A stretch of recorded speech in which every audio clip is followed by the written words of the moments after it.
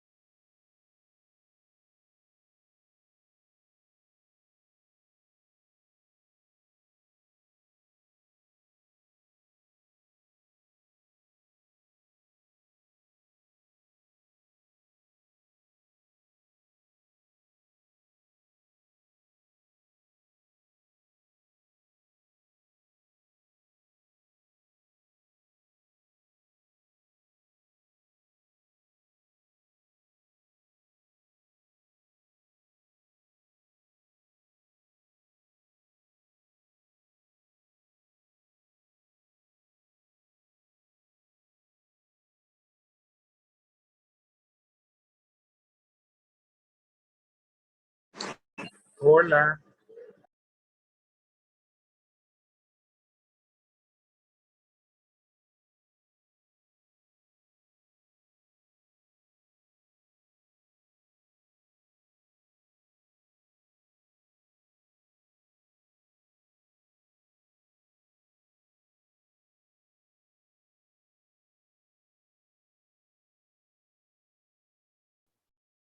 Hola, buenas tardes a todos. ¿Se escucha bien? Te escuchamos bien. Perfecto. Bueno, vamos a dar comienzo al Ateneo del día de hoy. Me presento, mi nombre es Malena Trull, soy residente de tercer año de la residencia de bioquímica clínica de nuestro hospital. Y este Ateneo que les traigo hoy surge como parte de mi rotación por el sector de biología molecular, desde el cual estoy rotando desde diciembre y lo rotaré hasta abril de este año, y al cual titulé HIV, genotipificación y evaluación de resistencia. Entonces, vamos a comenzar un poquito hablando sobre la situación de HIV en nuestro país. Este es un boletín que se publicó, el último boletín que se publicó en el año 2019 por parte del Ministerio de Salud de la Nación, en donde me parece importante destacarle algunos datos como para que vayamos viendo en qué situación nos encontramos en nuestro país. Se estiman que 139.000 personas al 2018 presentan VIH. Es decir, estos son los últimos datos que se tienen hasta el 2018, de los cuales 83% conoce su diagnóstico y queda un 17% de ellos que desconoce su diagnóstico. De estas 139.000 personas infectadas, 59.000 personas con VIH se encontraban en tratamiento con antirretrovirales en el sistema público de salud hasta diciembre del año 2019. Fíjense que a pesar de que hay un porcentaje que desconoce su diagnóstico, del porcentaje que sí lo conoce, no todos están siendo tratados, o no todos están recibiendo tratamiento. En promedio se notifican 5.800 casos de VIH por año. La razón varón-mujer de diagnóstico de VIH es 2 a 1 en varón, 2,1 en varones a 1 en mujer. Y la mediana edad de diagnóstico de VIH se sitúa entre 32 años para varones y 33 años para mujeres. Otro dato relevante que les quiero mostrar de este boletín es que hay 63% hay 63,73% de las personas con VIH que se atienden en el sistema de salud público, y mostrarles que en AMBA, a lo largo del pasar del tiempo, desde el 2018 al 2016, se ha logrado reducir un 9% del contagio del VIH, es decir, que estamos viendo que hay una reducción en estos últimos años. Pero otro dato bastante relevante que les quiero traer y que va a servir a colación para hablar un poquito a lo último, en un caso clínico, es que de cada 100 bebés nacidos en el año 2017, de madres gestantes... Perdóname, Male, ¿me escuchás? Acá me ponen en el chat que se escucha un poco bajo. Fíjate y tenés forma vos de subir el micrófono tuyo. Estoy con un micrófono. No sé si hay forma, pero quizás podés reorientarlo. Apago la cámara y a ver si me escuchan mejor, avísame cualquier cosa. Ok, gracias. Bueno, estábamos diciendo entonces de que cada 100 bebés nacidos en el 2017 de madres gestantes con VIH, un 4,6 fueron positivos. Es decir, es una tasa que preocupa, ¿no? Y otro dato bastante relevante, que dentro de las defunciones por SIDA, es decir, sabemos que este virus progresa o termina progresando si no es controlada la enfermedad o si no reciben tratamiento, finalmente termina en el peor desenlace, que es el SIDA. Y fíjense que existe un 3,3% de defunciones por SIDA en ambos sexos, siendo un 4,6% siempre mayor en varones que en mujeres. Otro dato relevante y bastante importante de este boletín que quiero seguir trayéndoles al día de hoy, que más del 98% de las infecciones se siguen produciendo por relaciones sexuales sin protección. Y por último, mostrarles el mapa de nuestro país y decirles que, bueno, la tasa de diagnóstico de VIH por cada 100.000 habitantes es de 10,6 del total del país, siendo, fíjense otra vez nuevamente, un 15,2 total en varones y un 6,2 total en mujeres.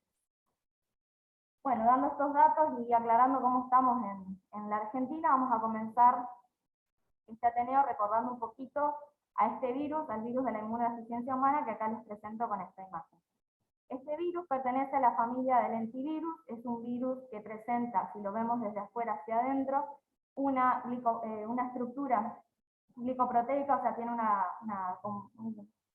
matriz glicoproteica compuesta por glicoproteína 120, GP120, GP41, que más adelante vamos a ver que esta glicoproteína es muy importante para que el virus posteriormente infecte a las células del organismo del ser humano. Si seguimos mirándolo hacia adentro, vemos que presenta una membrana lipídica con una matriz proteica, y más hacia adentro presenta una cápside, una nucleocápside que se hallan rodeando al material genético. El material genético de este virus es ARN, existen, fíjense como lo muestra en la imagen, 2 cadenas de ARN que tienen polaridad positiva de 9,8 kilobases, y además este virus presenta una maquinaria de enzimas que es muy importante y que va a ser fundamental a la hora de que este virus realice su ciclo e infecte al ser humano. Dentro de la maquinaria de enzimas que presenta, fíjense, las más importantes que les señalo acá van a ser la integrasa y la transcriptasa inversa o la retrotranscriptasa, que se van a encontrar al interior del núcleo, y la proteasa, que va a ser citoplasmática. Es importante que vayamos teniendo en cuenta ya desde un inicio de este Ateneo todas estas estructuras, porque van a ser importantes para que puedan seguir el hilo posterior de este Ateneo. En cuanto al ciclo viral, para recordar un poquito, vamos a ir viendo los pasos que, así sencillamente como para refrescar la memoria de cómo es que hace el virus para infectar a las células del organismo. Principalmente va a afectar, como todos sabemos, a los linfocitos T, Entonces esto que hemos esquematizado acá como de color amarillo-naranja es el linfocito T. Este virus lo que va a hacer es, gracias a esa glicoproteína GP120 y GP41, va a poder unirse a ciertos receptores que presentan los linfocitos T, como lo son el CCR5 o también denominado CXCR4, va a interaccionar gracias a sus glicoproteínas y va a poder fusionarse a la membrana del linfocito. Posterior a que se fusiona a la membrana del linfocito, va a liberar su contenido, ya sea material genético y proteínas, en el citoplasma del linfocito, y gracias a que presenta una retrotranscriptasa, una transcriptasa reversa, este ARN que va a ser, ¿se acuerdan que les dije que el material genético de este virus es ARN? Entonces el ARN va a ser transformado en un complejo de ADN y proteínas. Este complejo de ADN y proteínas va a ingresar al núcleo de la célula, y lo que va a pasar acá posteriormente es que el ADN del virus se va a integrar al ADN de la célula. Posterior a esa integración, se va a sintetizar, o sea, va a utilizar la maquinaria de la célula del huésped y va a generar ARN. Este ARN va a ser liberado al citoplasma del linfocito. Posteriormente, utilizando la maquinaria, va a sintetizar proteínas y componentes necesarios para ensamblarse y posteriormente formar la partícula infectiva o el virión, que va a ser maduro, obviamente, que va a ser liberado y después de haber utilizado toda la maquinaria de la célula. Es decir, fíjense que es un ciclo en donde no solamente está integrando su genoma, sino también está destruyendo a esta célula que es el linfocito T. Y otra cosa importante que vayamos teniendo en cuenta desde ya con este dibujo es que todos estos pasitos que recién les fui mostrando son claves y van a ser claves para que posteriormente hablemos de dianas terapéuticas. Fíjense que, como ya lo pueden apreciar en la imagen, aparecen las posibles dianas terapéuticas en recuadros rojos, pero no me voy a adelantar ahora, vamos a hablar un poquito más adelante sobre eso. En cuanto al genoma proviral, está constituido por 9 genes, dentro de los cuales me parece más importante destacarle para seguir el hilo de este Ateneo, el gen GAS, que codifica para la proteína P17, P7 y P24, que son proteínas de envoltura y de matriz. Después tenemos el gen POL, que va a ser muy importante también, porque fíjense que este gen POL va a codificar para las enzimas más importantes que el virus necesita para llevar a cabo su ciclo. Va a codificar para P11, que es la proteasa, para la transcriptasa inversa P66 y para la integrasa P32. Y otro, y muy importante también, es el de envoltura, el cual va a codificar para justamente las que le vengo destacando desde hoy, que son la glicoproteína 120 y la 41, que va a ser necesaria para que el virus interaccione con los receptores del linfocito y posteriormente se fusione e ingrese. ¿Cómo es el curso de la infección para recordar rápidamente? Todo esto es a modo de repaso. Fíjense, en este gráfico tenemos representada la concentración de ARN viral en función del tiempo, y es como para que entendamos y recordemos un poquito qué pasaba durante el curso de la infección. En un inicio, cuando la persona se contagia, existe lo que se denomina la fase de eclipse, en donde lo primero que actúa ante una infección viral es la inmunidad innata. Entonces se empiezan a infectar las primeras células, es decir, los primeros linfocitos. Este virus se empieza a esparcir vía los nódulos linfáticos. Hay una respuesta inmune en base a esto, es decir, va a haber una gran liberación de interferón, porque recuerden que lo que está ingresando es un virus. Este virus puede encontrar reservorios y puede establecerse en esos reservorios en ese momento, y bueno, puede empezar a haber destrucción de la parte, ¿no es cierto?, de los tejidos linfóicos. Y posterior a esto, aproximadamente a partir de las 2 semanas, 3 semanas, se desencadena lo que sería la fase aguda de la enfermedad, donde nosotros empezamos a tener la primera detección de este virus en sangre. Vamos a ver algunos síntomas como parecidos a la fiebre. Hay respuesta de linfocitos T citotóxicos, y es donde comienza la seroconversión, es decir, donde empieza a actuar la inmunidad adaptativa, por lo tanto empiezan a producirse los anticuerpos correspondientes a esta enfermedad. Pero recuerde que esos anticuerpos no van a ser efectivos, es decir, solamente va a estar habiendo seroconversión en este momento. Y posterior a esta fase aguda, si bien disminuye un poco, es decir, empieza el virus a entrar en latencia, empieza a disminuir la carga de este virus, a lo largo del tiempo, y si el paciente no recibe un tratamiento, esto puede mantenerse en un estado crónico, en una fase crónica, en donde Lo que puede estar pasando en este momento es que puede haber un deterioro progresivo, es decir, una destrucción progresiva del linfocito TCD4, que más adelante lo vamos a ver con otro gráfico, inflamación crónica, y obviamente si no recibe tratamiento, o si el tratamiento no es inadecuado, bueno, progresión a lo de mayor gravedad, que sería el SIDA. Y fíjense que existen distintos pacientes, o sea, distintos respondedores ante esta carga viral, es decir, pueden existir pacientes que presenten durante esta fase crónica cargas virales un poquito más elevadas que otros pacientes, pero esto también a veces depende mucho de las condiciones genéticas del individuo. Como para tirarles un ejemplo, fíjense que hay individuos que tienen mutaciones, por ejemplo, heterocigotas, en el CCR5, que se acuerdan que les dije que el CCR5 era importante para que el virus ingresara. Si tienen esta mutación, favorecería, se dice que favorecería que tengan menos carga, no que no tengan al virus, pero que sí que tengan menos carga, como por ejemplo en estos pacientes. Por eso la distinción entre dos colores de carga viral. Y bueno, otro gráfico que era el que le quería mostrar realmente, fíjense qué pasa en base al recuento del linfocitos TCD4 a lo largo del tiempo. Una persona normal tiene entre 500 y 1200 células por microlitros de CD4, pero en estos pacientes, como ya vimos, el sitio blanco de este virus va a ser estos linfocitos, entonces esto con el tiempo y el progreso del progresar del tiempo va a ir disminuyendo. Y fíjense que hacia las 12 semanas ya vamos teniendo menos de 350 células por microlitro, mientras menos linfocitos TSD4 tengamos, ¿no es cierto?, más grave será el curso de la infección. Se dice que con un recuento menos de 200 células, o sea, menos de 200 CD4 por microlitro, ya está consensuado que el paciente presenta SIDA. Y bueno, entonces es aquí donde empiezan a aparecer las infecciones más serias, ¿no es cierto?, más complicadas, es decir, las infecciones oportunistas, o que a un paciente totalmente inmunocompetente no lo afectarían, pero a un paciente inmunosuprimido con este recuento de linfocitos CD4 lo depletan. En cuanto al tratamiento, que es importante que prestemos atención acá y hagamos principal hincapié, si recuerdan el ciclo, yo les recordaba que más adelante íbamos a hablar de las tardes terapéuticos o las dianas terapéuticas, que se las señalé con cuadraditos rojos, pero ahora las vamos a ver más en detalle. Lo importante del tratamiento para estos pacientes es que es un tratamiento que se da con 3 drogas distintas.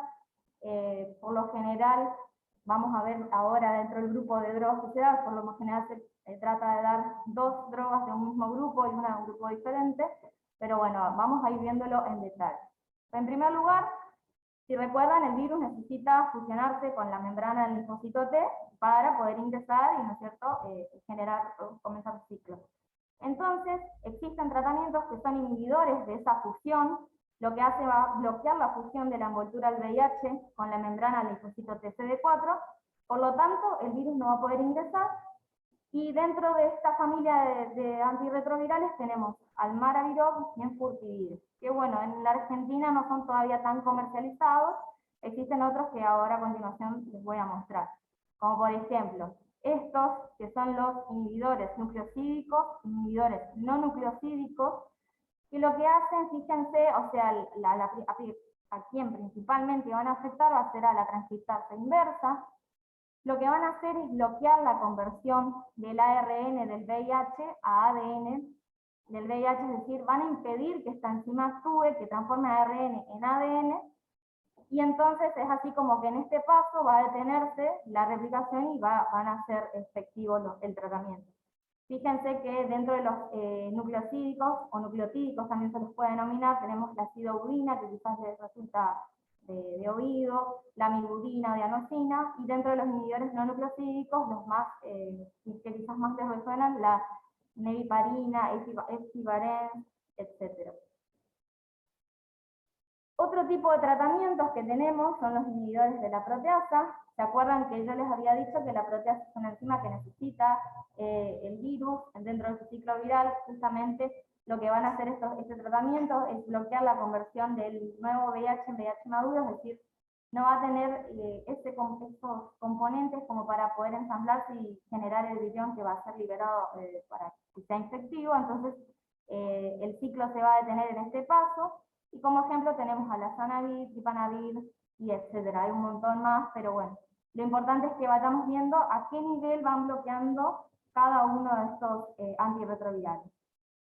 Y posteriormente tenemos a inhibidores como por ejemplo lo son los de integrasa.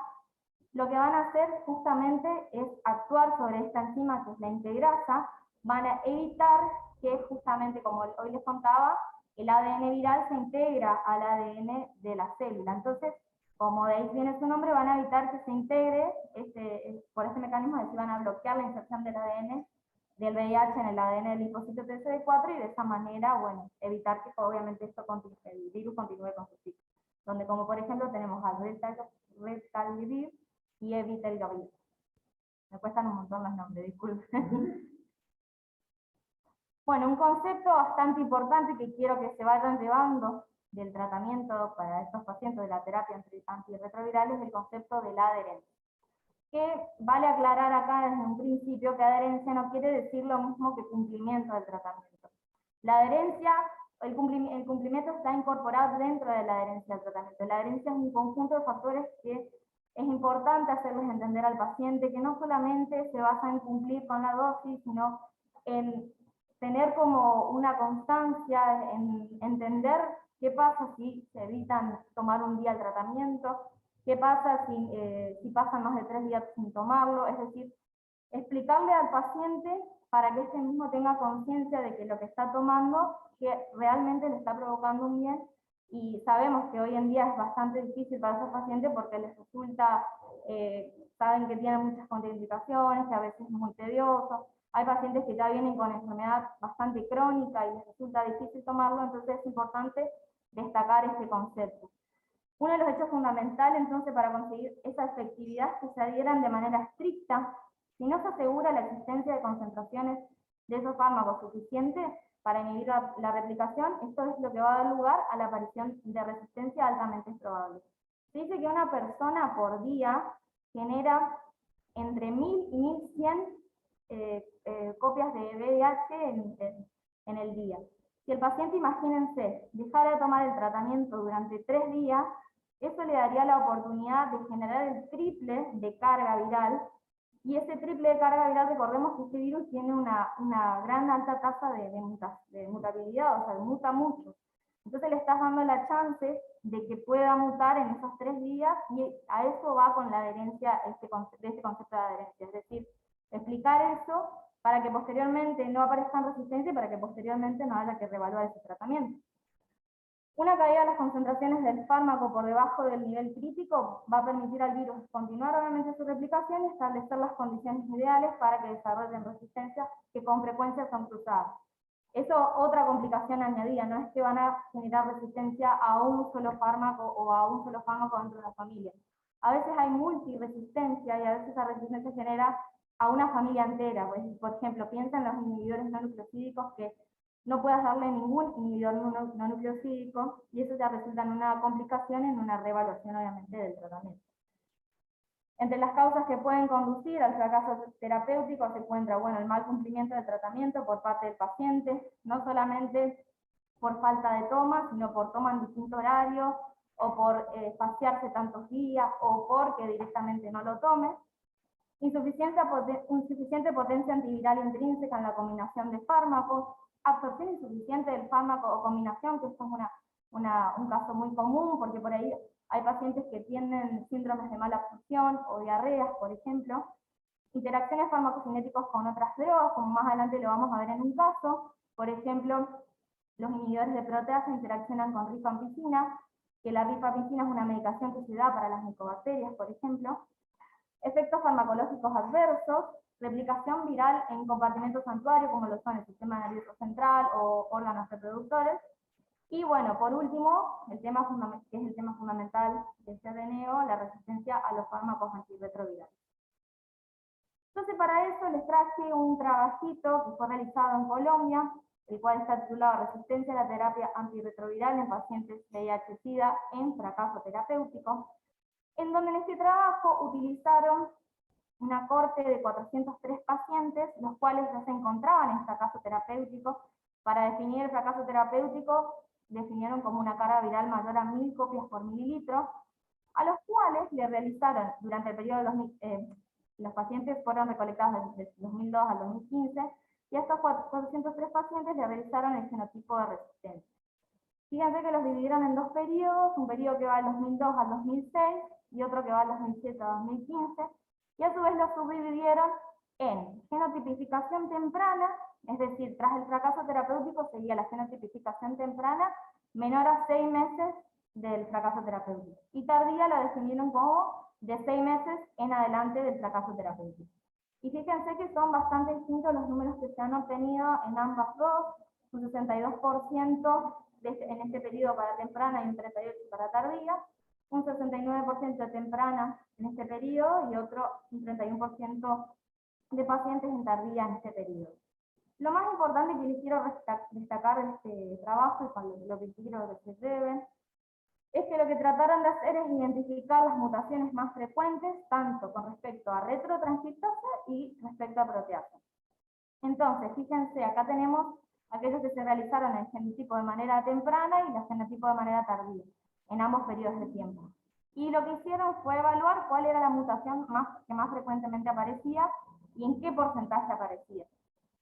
Entonces, fíjense, tenemos a la M184B, que en este periodo de tiempo aparecían un 69,9%, siendo que en este aparecían un 76,3%, la K103N, que aparecían un 44,3% y después mayor en la otra corte de pacientes porque había más número de pacientes, y B118I, así lo mismo para ambos dos periodos de tiempo.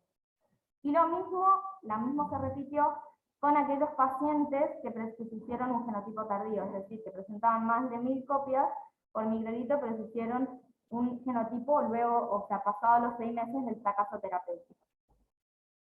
Entonces, la conclusión fundamental a sacar de este gráfico es que estas dos mutaciones en la RT afectan a la familia de los inhibidores nucleosídicos y no nucleosídicos, y que a mayor complejidad de la mutación hay mayor complejidad de la mutación de resistencia para el grupo de genotipos tardíos.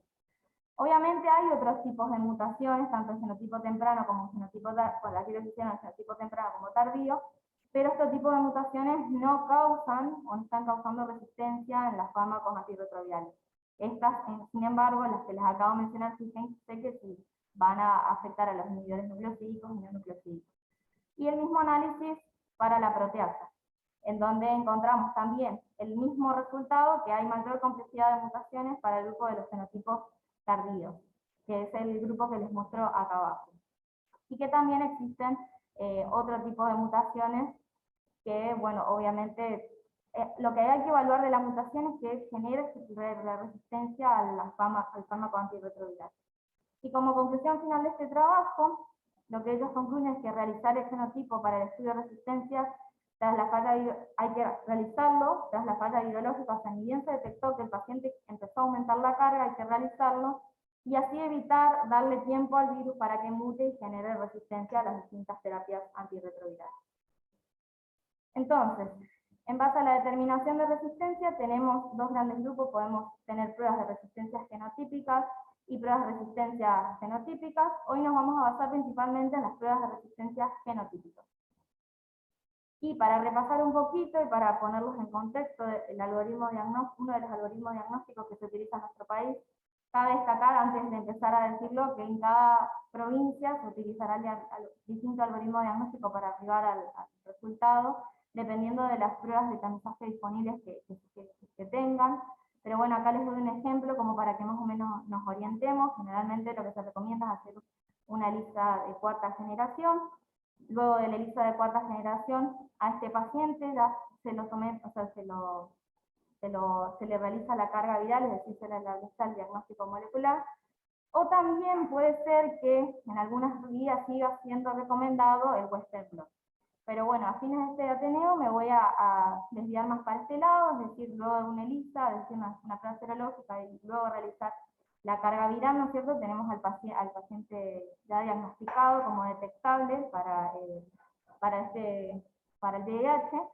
El tema es que a lo largo del tiempo va a ser necesario ir siguiendo a este paciente con su carga viral, y dependiendo cómo se manifieste su carga viral, si se mantiene una constante, por ejemplo, tras el tratamiento, o empieza a aumentar el número de copias de del número de copias por mililitro, va a ser necesario hacerle un genotipo y una evaluación de la resistencia para realmente ver si su tratamiento está siendo bien dirigido hacia ese paciente.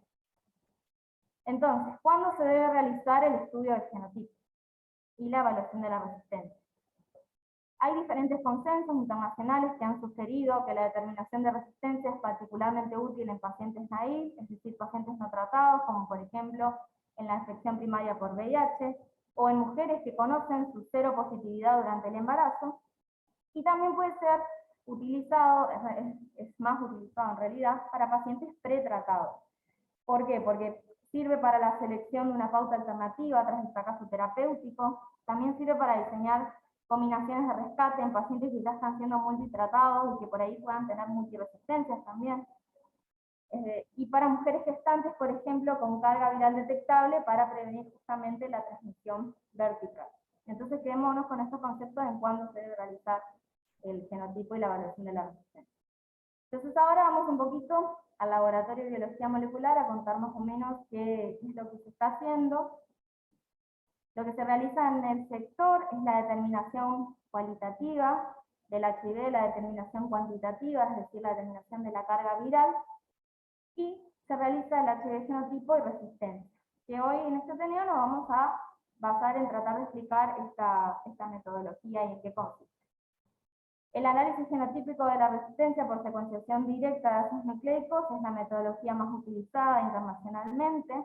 Consiste en la detección de mutaciones puntuales en los genes virales blancos de las drogas antirretrovirales, las cuales le confieren resistencia. Su interpretación se utiliza en la rutina clínica diaria para determinar, como les dije anteriormente en la rutina, regímenes antirretrovirales de inicio o para evaluar un cambio en el esquema ante la falla terapéutica en curso. Entonces veamos un poquito en qué consiste la técnica. La muestra que va a llegar al sector y la cual vamos a utilizar va a ser plasma conecta. Primero a esta muestra se va a hacer una extracción de material genético. Posterior a esto se va a hacer una RT-PCR. Posteriormente se va a hacer una Nested-PCR, que van a seguir a la Nested-PCR los pasos de una electroforesis en gel de agarosa, de una purificación y una cuantificación y dilución. Posterior a esto, va a ir a secuenciación, eso que obtuvimos, el producto de amplificación, y por último se va a hacer el análisis de informe. Entonces vamos a ir viendo en detalle cada uno de estos pasos, pero no me quiero ir de esta filmina sin antes mencionar que fíjense que son numerosos los pasos, que son bastante complejos, y que no son cosas que se resuelven de un día para el otro. Sin embargo, quiero contarles que este estudio aproximadamente en el sector tarda una semana. Es decir, porque van a ver que cada paso es clave y cada paso merece el tiempo que tarda en llevarse a cabo. Entonces, vamos a comenzar con la extracción del material genético. La extracción del material genético se hace en este equipo, el MagnaPure Compact de Roche. Entonces la muestra que dijimos que íbamos a utilizar era plasma. Y como para explicarle y que entiendan rápidamente el fundamento de esta técnica, este equipo utiliza unos cartuchos, en donde en los cartuchos se coloca la muestra. A la muestra lo que le va a pasar es que van a analizarse las células gracias a un buffer de lisis, y también va a haber agregado proteínas acá, que va a tratar de romper todo aquel componente proteico que pudiera existir para poder liberar el material genético. Posterior a esa liberación de material genético, lo que va a pasar es que se van a agregar unas perlas magnéticas.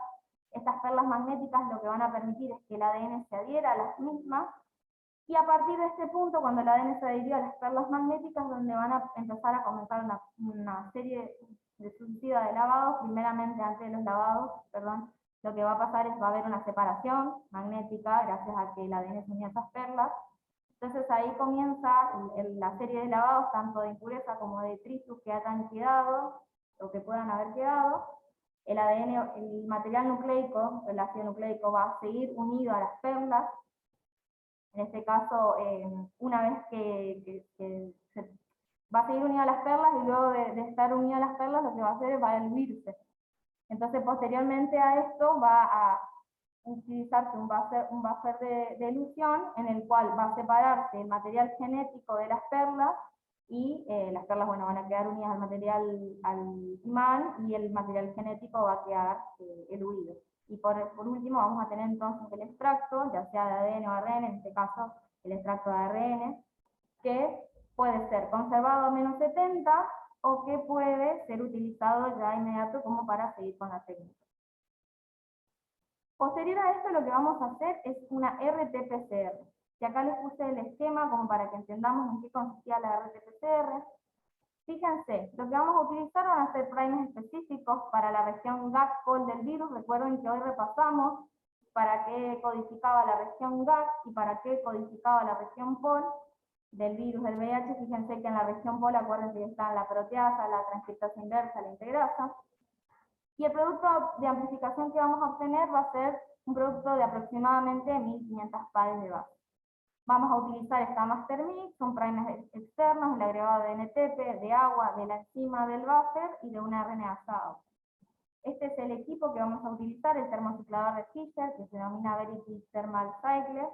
Y bueno, recuerden lo que pasaba en una RT-PCR, en donde recuerden que tenemos genoma de cadena de ARN sencilla, en donde se va a retrotranscribir a ADN, y posterior a que se retrotranscribe en ADN va a surgir la PCR, en donde se va a obtener un montón de fragmentos, es decir, va a ocurrir la amplificación. Entonces, ¿qué tenemos al final de la PCR como para seguir el hilo? Tenemos entonces el ADN copy, ¿sí? Este va a venir y se va a realizar con este producto de amplificación una nested PCR. Esta nested PCR lo que va a hacer es generar mayor especificidad y sensibilidad para ese producto final que vamos a obtener, o sea, es una técnica mayor sensibilidad y especificidad. La master que se va a utilizar va a tener esta vez primer interno, los NTPs, el agua, el buffer, la enzima, que esta vez va a ser una TAC-DNA polimerasa, el buffer y el cloruro de magnesio para que funcione la enzima. Entonces, ¿cuál es el objetivo final de esta PCR que hacemos, o PCR anidada? Es, con primers internos, amplificar mejor el target o la secuencia de interés nuestra, y obtener así fragmentos de nuestra secuencia de interés, o sea, mejorar esa sensibilidad, esa especificidad en cuanto al fragmento que queremos obtener. Otra vez, recuerden que acá lo importante es que salimos con el producto de amplificación, otra vez salimos con un ADN copy. Posterior a esto, ¿se acuerdan que yo les dije que luego de la nested vamos a realizar una electroforesis en gel de agarosa?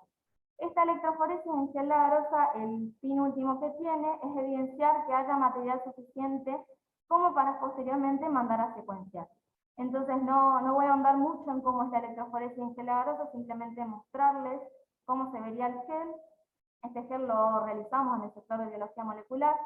Y fíjense que tendremos un marcador de peso molecular para observar que obtenemos un cierto material en esa posición, como para decir, bueno, tiene tantos pares de base, y decir si esto va a ser suficiente como para poder mandarlo a secuenciar.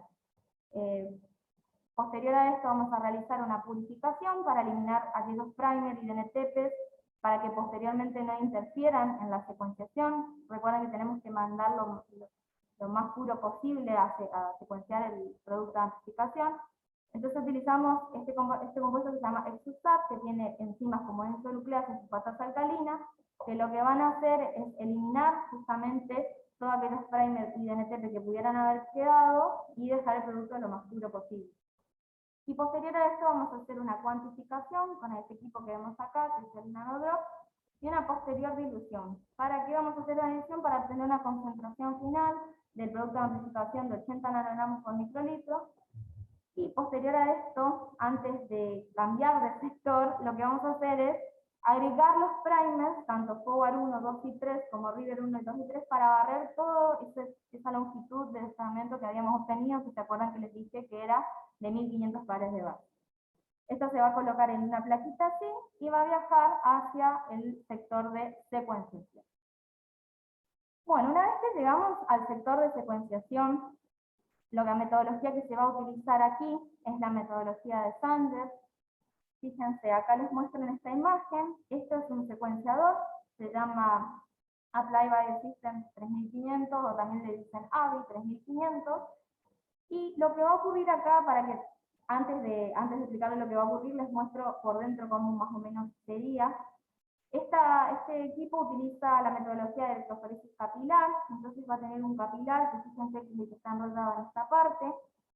va a tener un láser, que es el que está acá señalizado, va a tener un polímero, y fíjense, como cualquier electroforesis capilar, va a tener un ánodo, que se va a encontrar en esta zona, y un cátodo, que se va a encontrar en esta zona.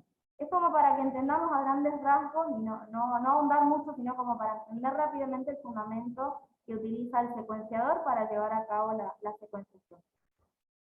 Entonces lo que va a estar pasando, recuerden que nosotros teníamos nuestro producto de amplificación, que lo traíamos de biología molecular. En el sector de secuenciación, primero se va a hacer una purificación y luego se va a obtener una purificación para eliminar cualquier impureza que pudiera haber, y posteriormente el ADN lo que se va a hacer es desnaturalizarse. ¿Para qué? Para que me quede este template, ¿no es cierto? Entonces con este template, y recuerden que ya teníamos agregado a los primers, va a comenzar a actuar la enzima que vamos a agregar, una DNA polimerasa, y esta enzima lo que va a hacer es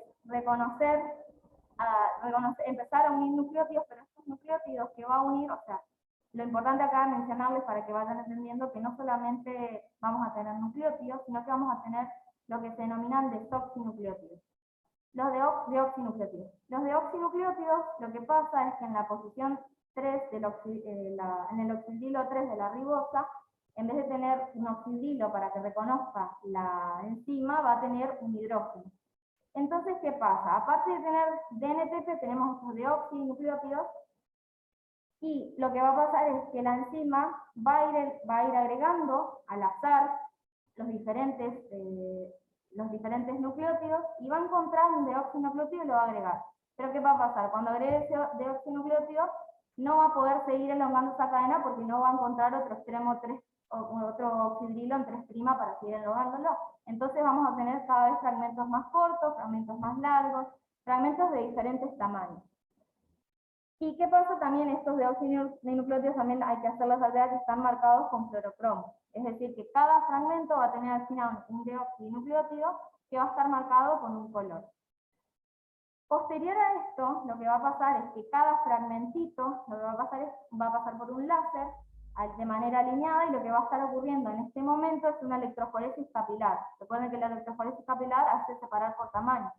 Es decir, que cada vez que vaya pasando ese fragmento con ese deoxinucleótido marcado, lo que vamos a ir viendo es que se van a ir separando, que se van a ir marcando en este gráfico, como lo vemos acá arriba, que es un electroferograma, cada una de las bases que va a ir reconociendo por tamaño en la electroforesis capilar.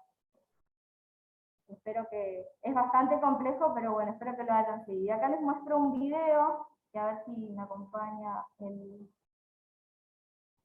para aquellos que nunca vieron un secuenciador, creo que suma.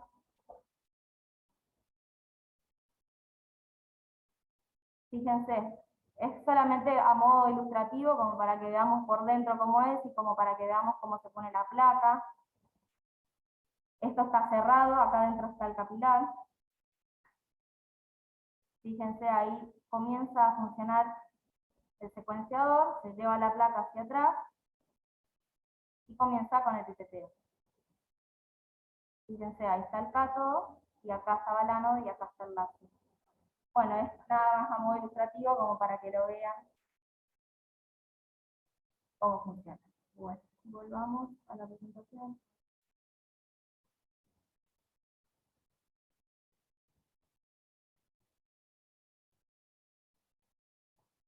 Bueno, entonces vamos al último paso, que es el análisis del electroferograma. Entonces, lo que vamos a tener finalmente son fragmentos de aproximadamente 500 a 800 pares de base, que van a formar parte, o que van a tratar de estar simulando lo que fue nuestro fragmento inicial, que fue aproximadamente 1500 pares de base. ¿Gracias a qué? Gracias a que utilizamos 6 primers que permitan recorrer, ¿no es cierto?, ese gran fragmento en toda su extensión. Posterior al análisis en secuencia, posterior a la corrida en secuenciación, lo que hace el servicio de secuenciación es enviarnos esas secuencias, y nosotros lo analizamos gracias a este programa, PROMAS-Pro. No solamente envía las secuencias, sino que también las envía con un control de calidad de cada una de ellas.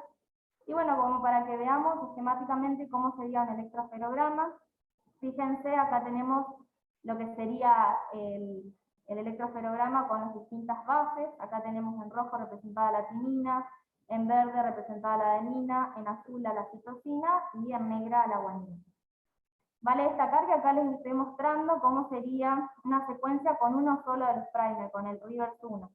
Lo ideal siempre es mirar, ya que utilizamos 6, con la mayor cantidad de dedos posible, por si llegamos a evidenciar aquí en la parte de arriba, por ejemplo, donde está la secuencia original, si se llegase a evidenciar algún cambio en algo, en esta parte de arriba se modificaría, y ese cambio sería más significativo si lo observáramos en varias secuencias con varios primers que si lo observáramos en una sola, ¿no? Esto solamente se los muestro a modo ilustrativo. De hecho, les traigo otra a modo ilustrativo también como para que lo veamos. Fíjense cómo aparece cuando el programa detecta que hay un cambio en esta zona. Fíjense que puede ser un cambio de una timina por una citosina, y lo marca con esta letra. Es importante que lo marque con esta letra y que cuando el bioquímico que lo está viendo, si vea otro cambio significativo, también lo marque, porque esta finalmente es la secuencia que se copia y que se utiliza para luego posteriormente analizarla en la base de datos. Cabe destacar que obviamente también depende de la experiencia del bioquímico en esta parte de tratar de ver si esto realmente es un cambio.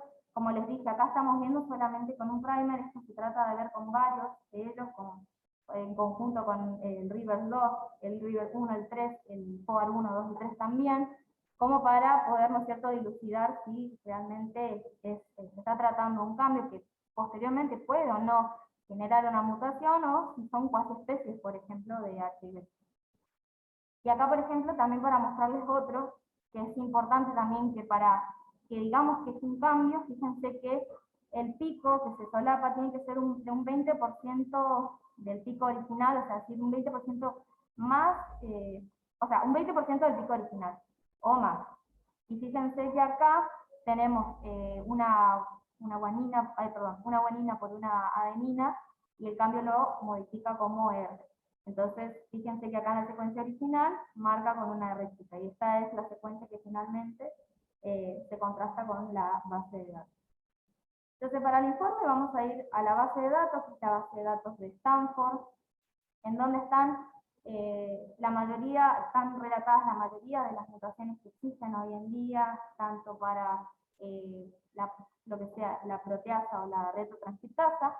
Y bueno, acá les muestro un ejemplo de cómo se evidencia en la base de datos. Fíjense una secuencia cualquiera que hemos pegado, que por ejemplo para la proteasa hay mutaciones, pero estas que están marcando en negrita no son mutaciones de relevancia, no son mutaciones que confieran resistencia a los antirretrovirales. Sin embargo, si vemos la secuencia de la retrotranscriptasa, vemos mutaciones en negritas, vemos que hay cambios, que hay mutaciones, pero también vemos otras mutaciones en color celeste. Estas que aparecen en color celeste por lo general son aquellas que causan, ¿no es cierto?, alguna resistencia en los fármacos antirretrovirales. También pueden aparecernos en color rojo, que quiere decir que son mutaciones que todavía no están descritas o que no hay mucha evidencia sobre ellos, por ejemplo. Si abrimos o si seguimos en el informe que nos arroja la base de datos de Stanford, fíjense que podemos ver en cuanto a la proteasa, mutaciones mayor o sea, resistencias mayor o accesorias, y otro tipo de mutaciones. Y fíjense que también nos tira con cada droga cómo es el resultado, si realmente esta mutación la hace resistente a esta droga o lo deja susceptible. En este caso, fíjense como para que veamos, aquellos que sean inhibidores de la proteasa son susceptibles, y en este recuadro de abajo tira algunos comentarios, porque si bien no encontramos mutaciones de resistencia mayores ni accesorias, encontramos otro tipo de mutaciones y arroja información de que se puede tratar este otro tipo de mutación, como por ejemplo. Y si vemos el informe, por ejemplo, de interpretación de la retrotranscriptasa, vemos que dentro de lo que son para los inhibidores nucleosídicos no encontró ninguna, pero dentro de lo que son los inhibidores no nucleosídicos encontró estas 3. Y también encontró otro tipo de mutación. Entonces, fíjense, en cuanto a la familia de inhibidores nucleosídicos, vemos que todos son susceptibles, pero cuando nos vamos a la familia de inhibidores nucleosídicos, todos tienen elevado nivel de resistencia. Es decir, que estas mutaciones, que más abajo les escribe acá en comentarios, están ocasionando, ¿no es cierto?, un elevado nivel de resistencia a estas drogas.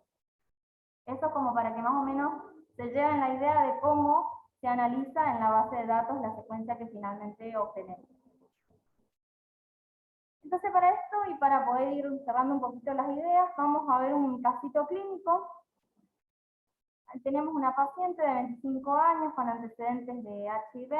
La paciente se presenta a nuestro hospital con un embarazo de 37,5 semanas y como tenía antecedentes se decide realizar la carga viral y la carga viral que esta paciente presentaba era 15.136 copias por mililitro.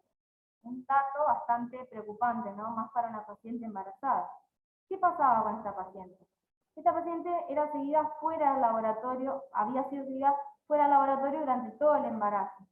Y solamente había acudido a nuestra institución por primera vez a las 37 semanas.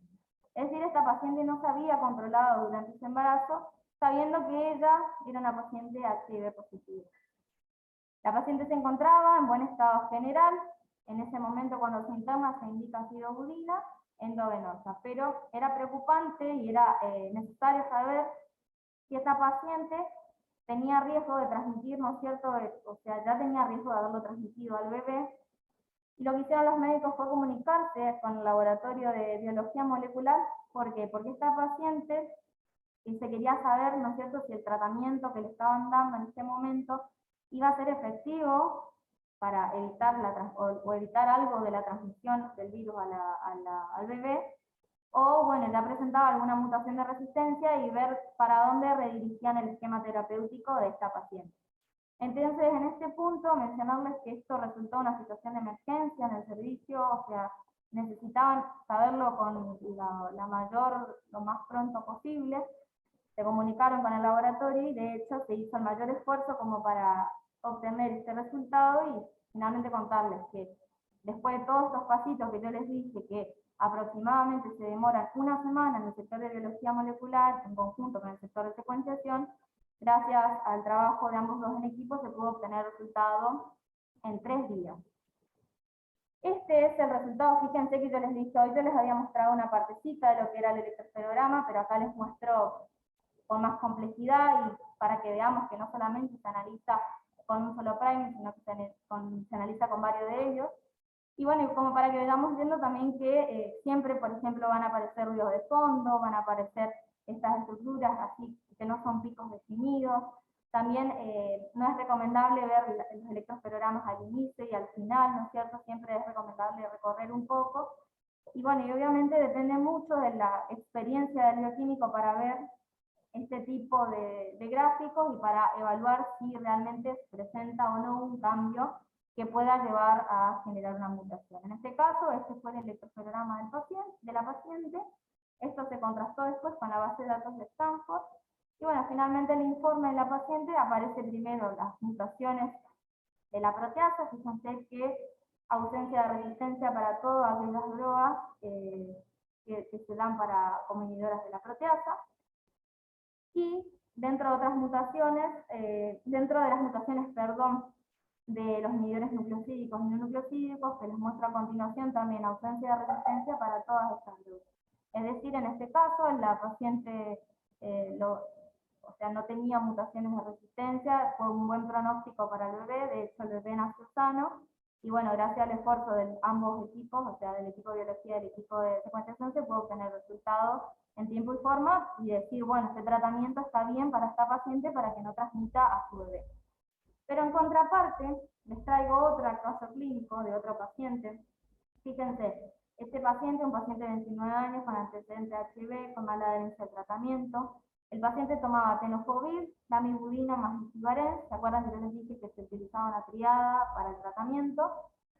Tenía una carga viral de 628.593 copias por mililitro, con un recuento de CD4 de 16 células por microlitro. Es decir, este paciente ya presentaba el síndrome de la inmunodeficiencia humana. Fíjense que tenía otras complicaciones, tenía sífilis, hepatitis B crónica y COVID leve. El paciente se había presentado a nuestra institución por fiebre y mareo con cefalea y alteraciones visuales, presentaba lesiones pustulosas en miembros inferiores. El paciente durante su internación se le realizó un TAC en el cual ya se evidenciaba neumonía y además se había tomado un líquido cítrico de biopsia de piel el cual había evidenciado que el paciente ya presentaba micobacterias atípicas, es decir, un montón de complicaciones. El paciente evolucionó con regular estado general, febril, con una tricitopenia y ya con falla renal. A lo último pasó a unidad de terapia intermedia por la falla multiorgánica. Y bueno, al mes de este paciente estar internado, bueno, el paciente era un paciente diagnosticado con enfermedad marcadora del SIDA, había tenido un mal control ambulatorio, como les dije al inicio, una mala adherencia al tratamiento.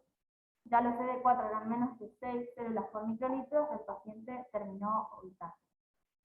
¿Qué les quiero destacar de esto y que me parece importante que nos quedemos de este caso clínico? El paciente, bueno, tenía una mala adherencia y tomaba estas drogas que les mencioné acá arriba. Entonces, como tenía mala adherencia al tratamiento, los médicos decidieron, ¿no es cierto?, realizar el estudio de genotipificación. ¿Se acuerdan que yo les había dicho que cuando tienen mala adherencia y encima, fíjense la carga viral con la que estaba el paciente? Se decidió hacerle el estudio de genotipificación porque obviamente se sospechaba de que este paciente lo más probable es que tenía resistencia a alguna de las drogas antirretrovirales. Entonces, en conjunto otra vez con el laboratorio de biología molecular y secuenciación, se llevó a cabo la técnica de genotipificación y evaluación de resistencia. Esto lo que podemos observar es el electroferograma del paciente. La verdad que es lo más importante que quiero mostrarles, no solo, o sea, el electroferograma para mostrárselos todos es bastante complicado porque tendría que abrir el programa para poder mostrárselos todos, pero bueno, acá les muestro algún ejemplo de cómo se veía, por ejemplo, un cambio, ¿no es cierto? Que bueno, obviamente acá les voy a decir cambio, que después tenemos que evaluar si esto va a generar una mutación de resistencia o no, pero fíjense cómo se ve el cambio y que a veces el cambio aquí con ese primer resulta a veces difícil verlo con este y a veces también difícil. Fíjense que se ve mejor en R2 y en F2, con primer R2 y F2, y no tanto con R1. Entonces por eso otra vez destacar que depende mucho de la experiencia del observador, para ver si este es realmente un cambio y copiar esta secuencia en la base de datos. Bueno, posteriormente se fue a la base de datos de Stanford y el informe que se obtuvo, fíjense. Acá lo llamativo y que quiero que recuerden que el paciente tomaba estas drogas. En cuanto a lo que son las drogas que se dan como inhibidores de proteasas, eran todas susceptibles. Pero fíjense este dato de color que hoy les mencioné, este tipo de mutaciones, la M148 y la K103N, que son dos mutaciones que daban, ¿no es cierto?, resistencia a una familia de antirretrovirales, que eran los inhibidores nucleosídicos y no nucleosídicos. Entonces, fíjense cómo dio el informe para este paciente. El paciente presentó resistencia de alto nivel a emitriptamina y la amibudina. La amibudina era un medicamento que él ya tomaba, por lo tanto, lo que él ya estaba tomando ya presentaba resistencia, por lo tanto no le servía. También tenía resistencia de alto nivel al equivalens, que también era algo que él tomaba, y a la nitivarina. Es decir, no solamente tenía menos alternativas terapéuticas como para redirigir su tratamiento, sino que tenía estas resistencias y obviamente no solo, como dato de color, mencionarles que no solamente presentaba esta complicación, sino que recuerden que también tenía micobacterias atípicas. Y hoy les había dicho que para micobacterias se da rifampicina. Y recuerden que la rifampicina hacía una interacción farmacológica con las drogas antirretrovirales. Entonces esa otra complicación que suele surgir en este tipo de pacientes, que hay que reevaluar el tratamiento de manera que hay que tener en cuenta aquello a lo que dio resistente, redirigirlo y que no haga interacción farmacológica con las drogas que ya está tomando.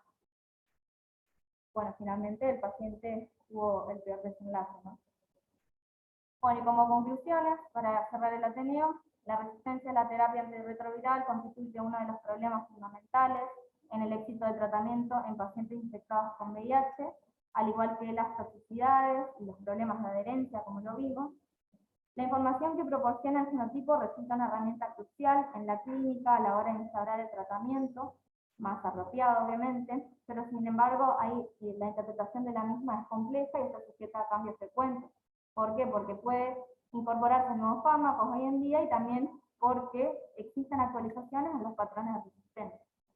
Y bueno, un aspecto que sigue siendo preocupante de esta situación es la gran amplificación en la transmisión de cepas que son cada vez más resistentes, es decir, que son multiresistentes y que obligan al desarrollo de nuevos esquemas terapéuticos.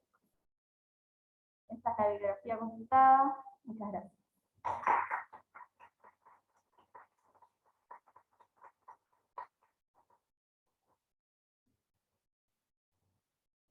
Bueno, ¿se entendió? Alguna idea general se llevaron por lo menos. Sé que es un tema bastante complejo y que por ahí quizás da a muchas dudas, más que en la parte de la práctica, ¿no? Porque es algo que no vemos todos los días. Pero bueno, espero que por lo menos los conceptos generales se hayan podido llevar. No sé si tienen alguna duda.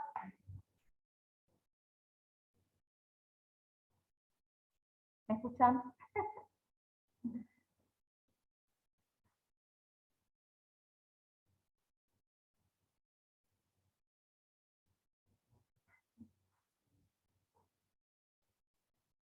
Bueno, ¿alguien quiere preguntar algo acá los chicos? ¿Entendieron todos? Bueno. Bueno, si no hay dudas.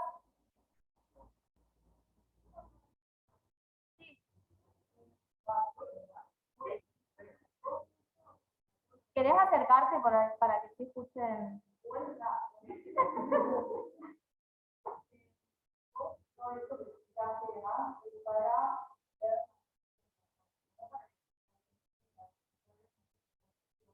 ¿No para qué?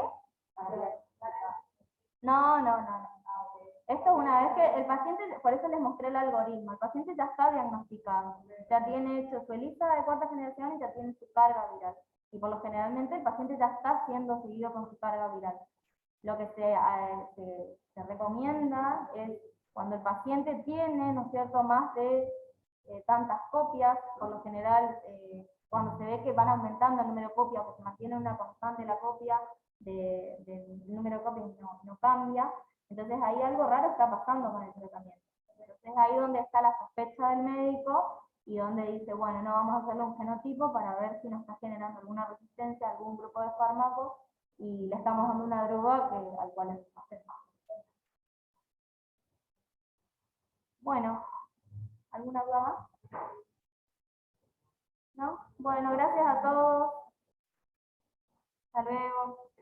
Nos vemos el jueves que viene.